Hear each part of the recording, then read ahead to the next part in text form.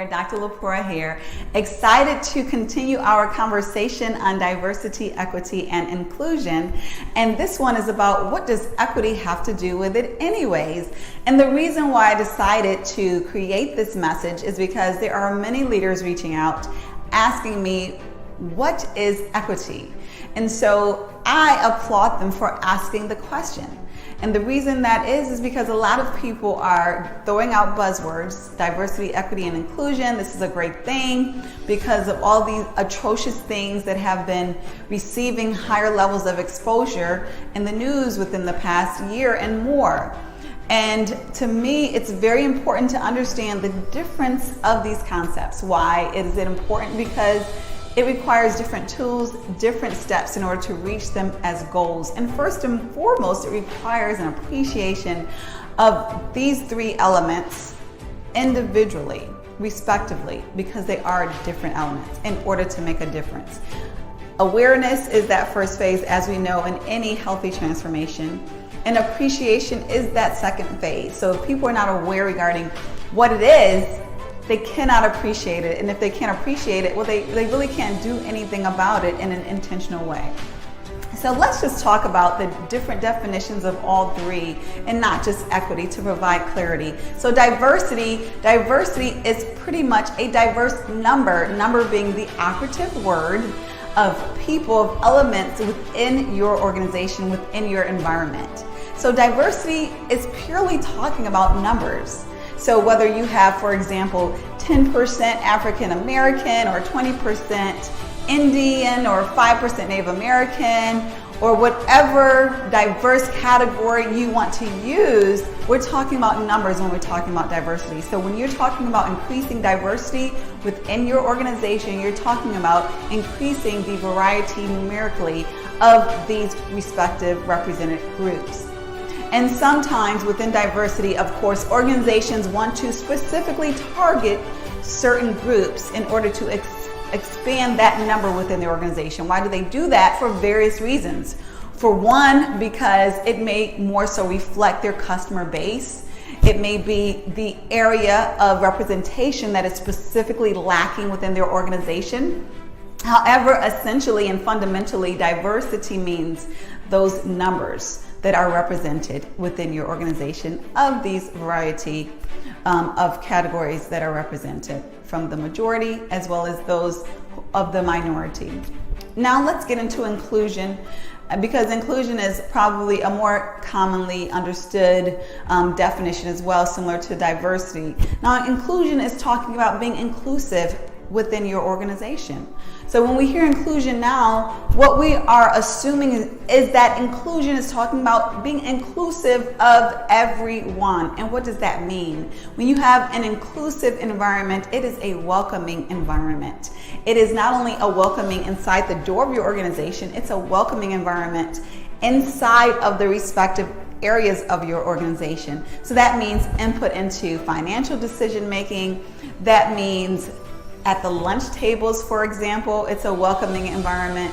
That is when there are project teams being developed that have a large impact on a rollout of your organization. It is inclusive of all the different people within your organization. It is inclusive of ideas. So for example, if there's a discussion of decisions that are going to be made and there's a staff meeting, an inclusive environment would be inclusive of the ideas that are within that room. It would be inviting of what these different ideas may represent. So an inclusive environment is one that is warm. It's one that is connected. So it's one that is opposite of what you would think of when you would think of a very cliquish environment, you know, where everyone has their little segments, little corners, and you really cannot penetrate those barriers, those barricades within each clique. An inclusive environment is one that is more collaborative, where people are welcome and warm toward each other. It's a very specific culture, and you know it when you see it. And it's not one that typically happens without intention, because it is one that is intentionally going to make an effort to be inclusive of all those people who are different. And it makes it counterintuitive to our instinct oftentimes to categorize ourselves. So that is the essence of what inclusion is and what it looks like. So now let's talk about equity. And when I get into equity, I want to start off by saying what it is not. And I think this is very important because equity sounds like equality, and obviously there are similarities there, but it is a very specific difference that exists. So with equality, we are talking about people being equal, obviously, people being treated equally. So for example, in kindergarten, oftentimes when we have children, we want to make sure if we give one kid a banana, the other one gets a banana. That is equality.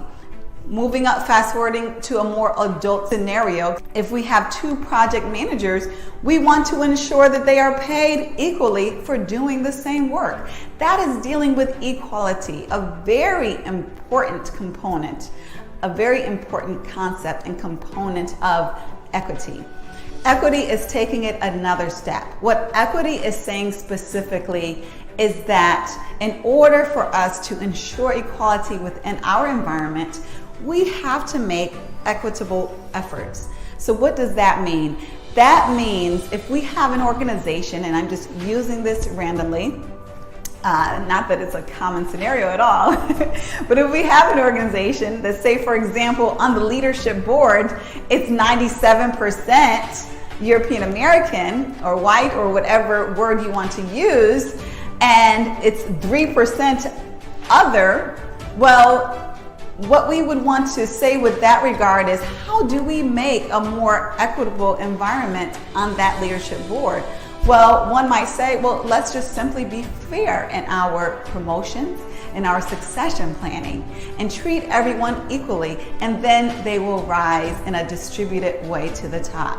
Well, those who are proponents of an equitable environment would say, they will never be able to be equal if you are not making equitable efforts. And so that basically means supporting these underrepresented groups, these diverse groups, some call it minority groups, in a very specific way, giving even extra attention and effort in order to help them become equal. So it's not equal treatment. It is equitable treatment. It's basically extra attention, extra effort for those targeted underrepresented groups in order to create, ultimately, hopefully, an equal scenario, an equal situation. Because those organizations and individuals of that thought realize that it is going to be very hard to systemically change a cycle of where 97% of the leadership or of the organizational body is of one category. And in order to expedite that, or to even make it realistic, they put into place efforts that increase equity, that make it more equitable. What can those efforts look like? How can they manifest? Well, they can look like sponsorship programs where there are specific executive sponsors who are assigned to specific underrepresented groups. Mentors, which are very similar to sponsors. It can look like leadership programs that are specifically targeting underrepresented groups. It can look like slates that are ensuring an ample, abundant level of diversity in order to ensure that representation on specific levels. But what it definitely is it's very intentional, and it is an effort, the opposite of equal, in order to get the outcome of equal, or something that makes more sense, that is more evenly distributed with regard to whatever your population and or goals are. I hope this helps. If you have any questions, feel free to reach out, because I love to discuss this.